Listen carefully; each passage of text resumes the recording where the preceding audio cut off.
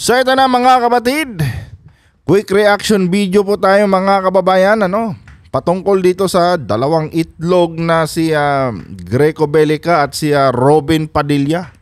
Saan mga kababayan, alam niyo itong dalawang itlog na ito mga kapatid, napaghahalataan na po talaga na gamunggo lamang ang laman ng kanilang mga kukote. Kung ano-ano na po yung pinagpo-post nila sa kanilang social media mga kababayan, pero mga kapatid, hindi nila alam na dahil dito sa kanilang mga post na ito, pinapatunayan lang nila mga kapatid sa taong bayan na wala talagang laman yung kanilang mga kukote. Tulad na lang dito sa post mga kababayan ni Greco Bellica, na kung saan mga kapatid, ang mensahe po nitong post niya ay okay lang na baluktutin nyo ang batas kapag DDS kayo. Walang problema, pwede nyong baluktutin ang batas kapag isa kang certified na DDS. Kasi nga sabi dito sa kanyang post, pero bago tayo magpatuloy, huwag kalimutan na i-like yung ating video ngayon para i-share pa po ni YouTube sa iba pang hindi pa nakakapanood. Sabi kasi dito sa kanyang post mga kapatid, if drug addiction is not true, then a hair follicle test wouldn't be a problem. So, patama ito mga kababayan kay President BBM. Ang ibig sabihin, kung yung mga aligasyon daw laban sa presidente mga kapatid ay wala naman daw katotohanan, wala daw dapat ikatakot ang presidente sa panawagan nila na magpa-drug test or magpa-hair follicle test.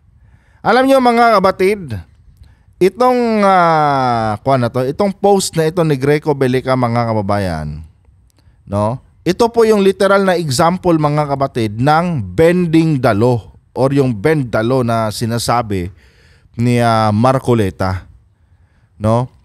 Pero inyo mga kababayan, pinipilit nila na magpa-hair follicle test ang presidente.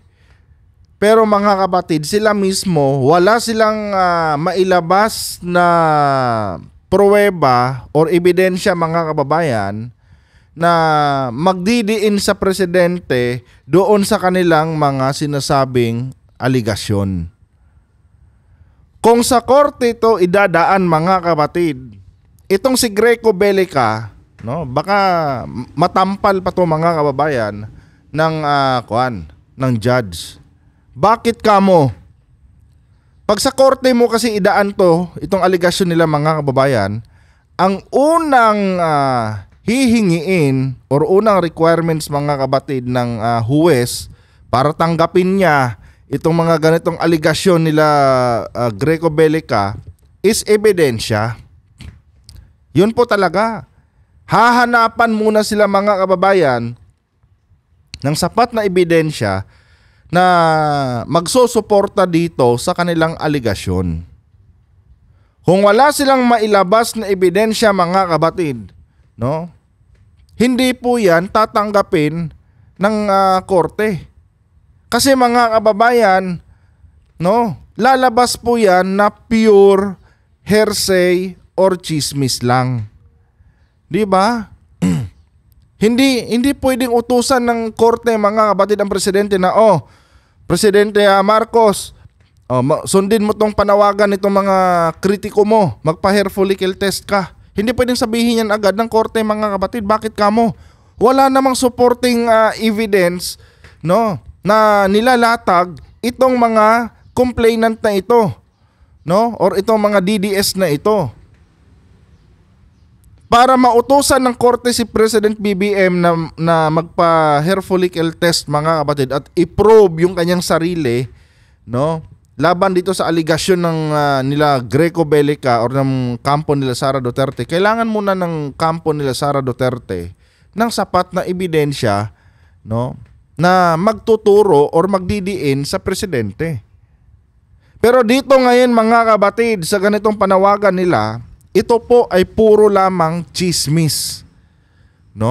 Puro lamang chismis to at wala talaga itong sapat na basihan mga kababayan. So bakit kailangan sundin ng presidente yung kanilang panawagan na magpa-hair follicle test? Sila nga mismo no, na nagbabato sa presidente ng ganitong aligasyon, wala silang maipakita na sapat na ebidensya. Oh. Yung pulboronic video nila, mga kabatid, hindi po yun sapat, mga kababayan. Hindi po sapat yun, mga kabatid. Kahit nga si Amy Marcos no, wala siyang maipakitang ebidensya doon sa kanyang aligasyon laban sa kanyang kapatid na si President BBM. Tapos ngayon mananawagan kayo, no, na dapat magpa-hair follicle test ang presidente? Oh. Dito mo talaga makikita, mga kabatid, na gamunggo, no? Literal na gamunggo ang laman ng kokote, no, nitong ni Greco Bellica. And ano nga ba ang aasahan yung mga kababayan, no, sa anak ng isang convicted criminal? Di ba? Oh. Anak ni Butch Bellica to, mga kabatid, ano? Kung hindi ako nagkakamali, anak po ito ni Butch Bellica, no? Yung sikat dati na kriminal, mga kababayan, na ginawan pa nga ng pelikula. Kung saan ginampanan ni, kung hindi ako nagkakamali, si Joko Diaz. Oh, ano bang aasahan nyo, mga kabatid, no? Sa anak ng dating convicted criminal. Oh, kung gaano kaliit ang utak ng tatay niya, no, ganun din ang kaliit ang utak nitong ni Greco Bellica, mga kababayan.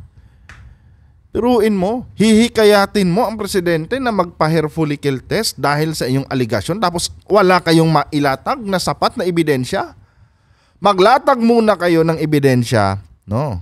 At baka sakaling pakinggan kayo ng presidente diyan sa panawagan nyo. Pero pag wala kayong kung wala kayong mailatag na kung kahit isang matibay lang na ebidensya, no, manahimik na kayo, no? Tigilan nyo na ang panggagaslight, ang panunulsol, ang panlalansi sa ating mga kababayan.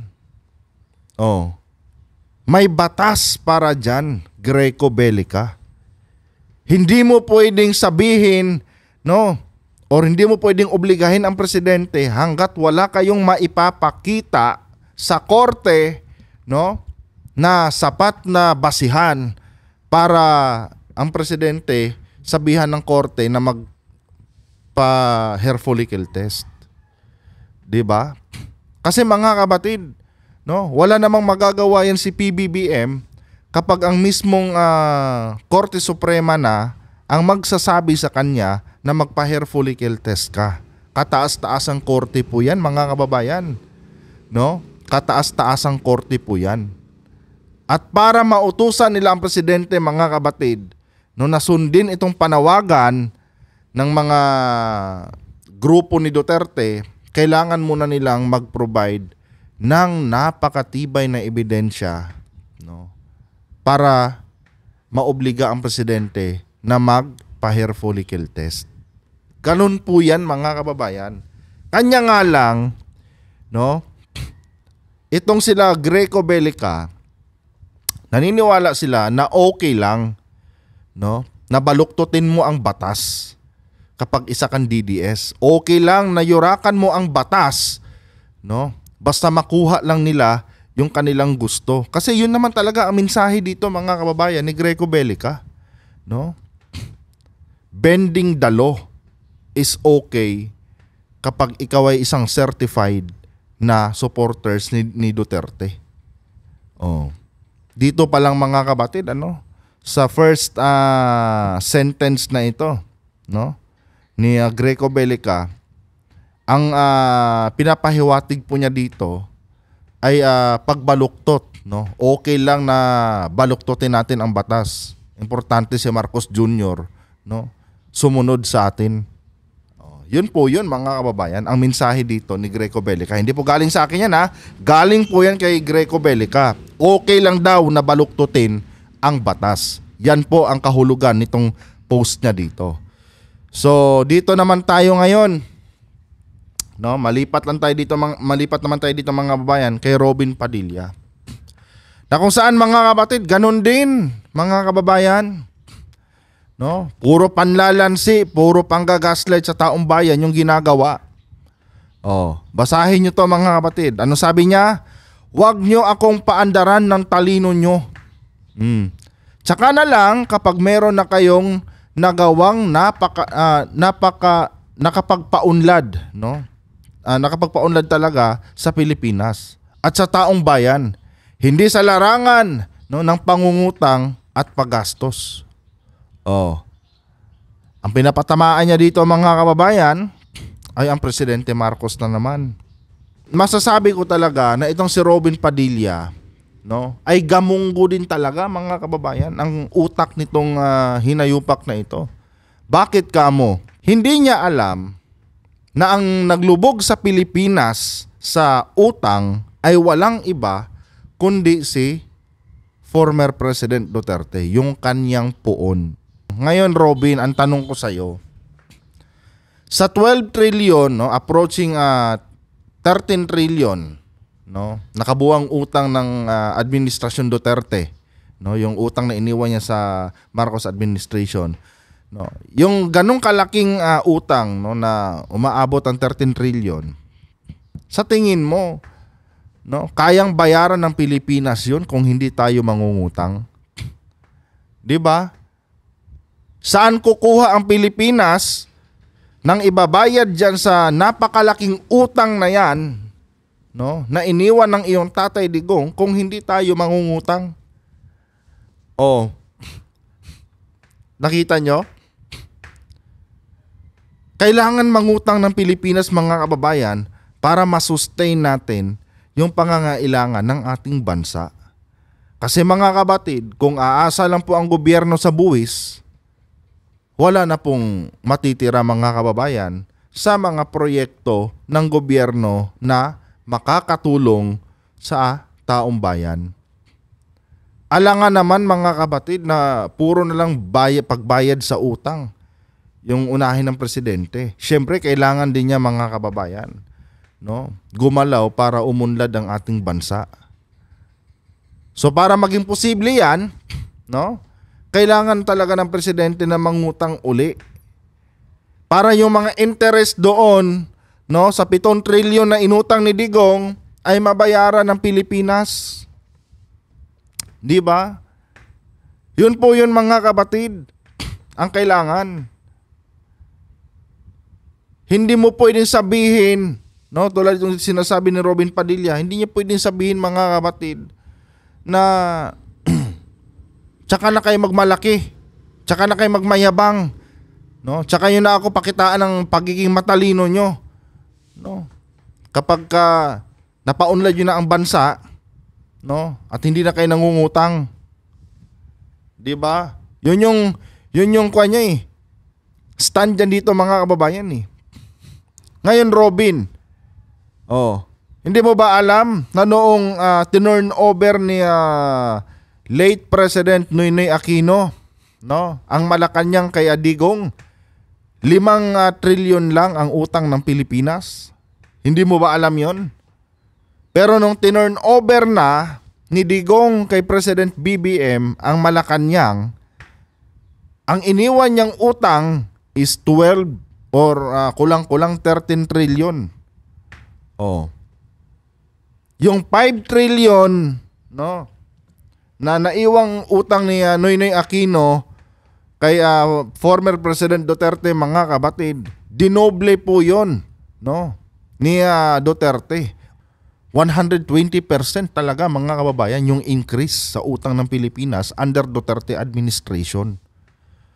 Ngayon, mga kabatid, no, yung 13 trilyon na yan na utang ng Pilipinas, no, na iniwan ni Digong, sa tingin nyo ba, mga kababayan, no, walang interest yan? May interest yan, mga kabatid. Hindi lang yan basa-basa 13 trilyon. Kasi may interest yan, mga kababayan. Ngayon, paano babayaran ng Pilipinas yan? No? Kung yung mga buwis pa nga lang natin dito sa loob ng ating bansa, kinukulang na nga, no, para sustentuhan yung tawag nito, yung pangangailangan ng ating bansa. Ngayon, kung ibabayad natin yan sa utang natin, mga kababayan, no, sa utang ng Pilipinas, do you think, mga kapatid, may maiiwan pa para doon sa pondo ng gobyerno, para doon sa mga government services na binibigay sa atin. Oh. Kailangan talaga mangutang ng presidente, mga kababayan, para masustain yun. Si Robin Padilla, mga kapatid, isa po talagang, ito yung literal na senador na wala talagang laman ang kukote.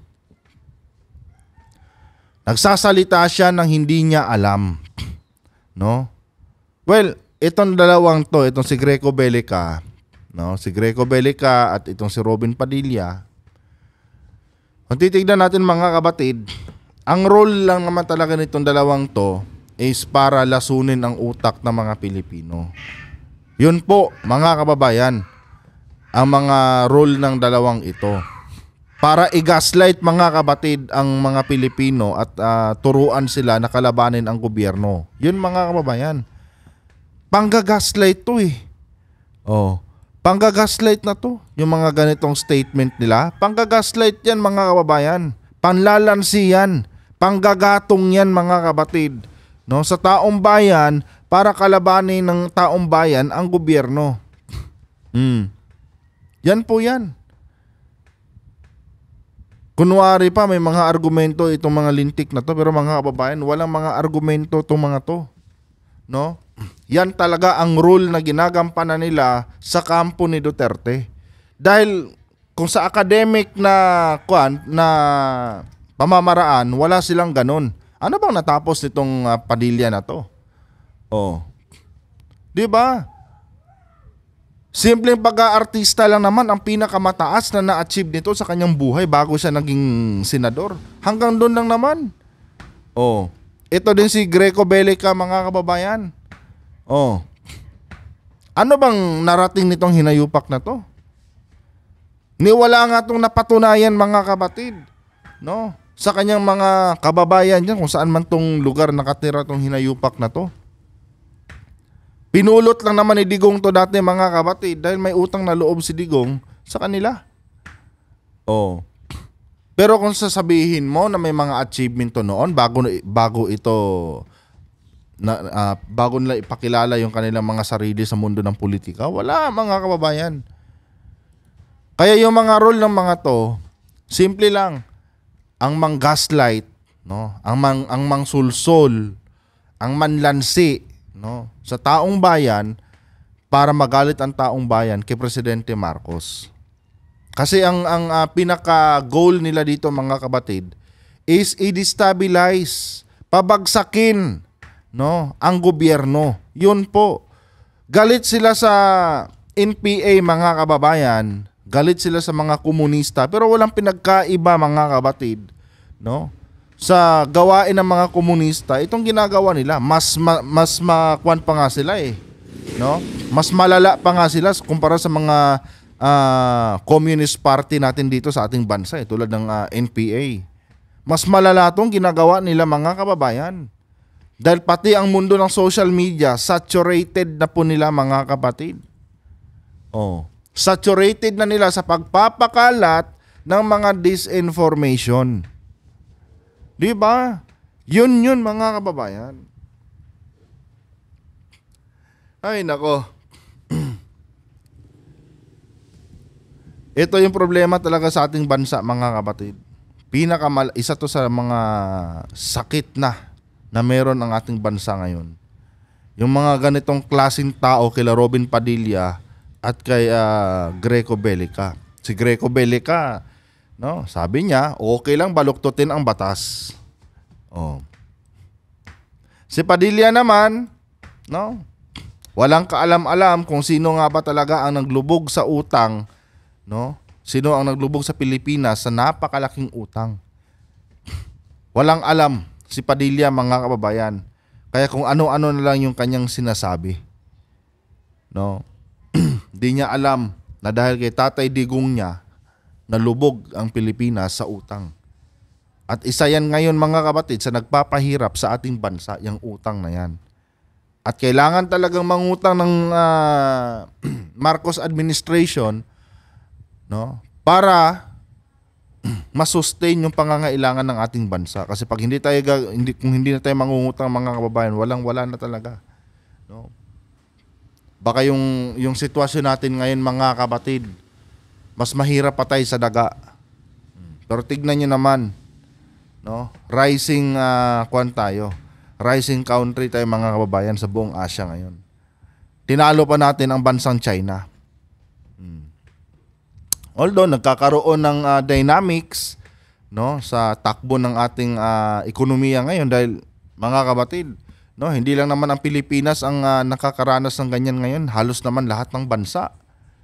'Di ba? Dahil sa geopolitics na tinatawag. Oh. Kahit nakakaranas tayo ng ganyan ngayon mga kababayan, na-afford pa rin natin yung mga bagay, no, bigas, pagkain, no, damit, luho, na-afford pa rin ng ating mga kababayan dahil po yan mga kapatid sa maayos na ekonomiya ng ating bansa. Yun po yung dahilan yan. Alam nyo kung mahirap talaga kung hindi marunong ang presidente magpatakbo sa bansang Pilipinas. Mga kababayan, baka ultimo presyo ng bigas, hirap na hirap tayo ngayon. Pero tignan nyo naman mga kapatid, noong nilabas ang iPhone 17, tingnan nyo naman kung gaano kahaba ang pila. Di ba? Tuwing Sabado at Linggo mga kababayan, tignan nyo naman mga kapatid kung ilang kaha, no, ilang kahon ng mga Red Horse ang nakikita nyo dyan sa mga kapitbahay nyo. Kasi di ba, Sabado Linggo, inuman day yan sa Pilipinas. Tignan nyo naman mga kababayan kung ilang 2x2, no? Ilang 2x2 na gin ang nauubos mga kapatid bawat Sabado Linggo. Yan ba ang mahirap na bansa mga kapatid? Ang totoong mahirap, no, wala nang panahon gumastos para sa kanyang bisyo. Yung iba mga kababayan, no, Marlboro pa. Yung mga nagki-claim diyan na mahirap sila, Marlboro pa mga kapatid. Ang sigarilyo, magkano isang stick ng sigarilyo ngayon? Isang stick ng Marlboro. Dito sa amin, ng isang stick mga kapatid, 10. Dati magkano lang yan? 3, 4. Ngayon 10 piso na. Pero yung ibang mga nagki-claim diyan na mga mahihirap daw sila, nako mga kababayan, Marlboro ang sigarilyo. Yan ba ang mahirap mga kapatid? Kung hindi lang magaling ang presidente, no, matagal nang na-mismanage yung ating bansa at matagal na sana tayong lumubog. Pero dahil ang presidente natin mga kababayan nagiging matatag sa kabila ng mga aligasyon laban sa kanya, kaya ang bansa natin ngayon nandyan pa rin, no? Tandaan nyo mga kapatid, tanging si Presidente BBM lang ang nag-iisang presidente na sumugal, no, para imbisigahan itong malawakang korupsyon, no, na meron ng ating bansa. 'Di ba? Tapos ngayon mga kababayan, nasagasaan lang yung kanilang mga kaalyado diyan na kasangkot sa tawag nito, sa korupsyon. Eto na, dinidestabilize na nila mga kapatid ang Marcos administration. Yun po yun mga kababayan. Anyway guys, hanggang dito lang itong video na to. Kung nagustuhan niyo po ang ating content ngayon, huwag kalimutang i-like ang ating video mga kapatid. At mag-subscribe na rin kayo sa ating YouTube channel para i-share pa po ni YouTube sa iba pang hindi pa nakakapanood. Hanggang dito na lang. Adios.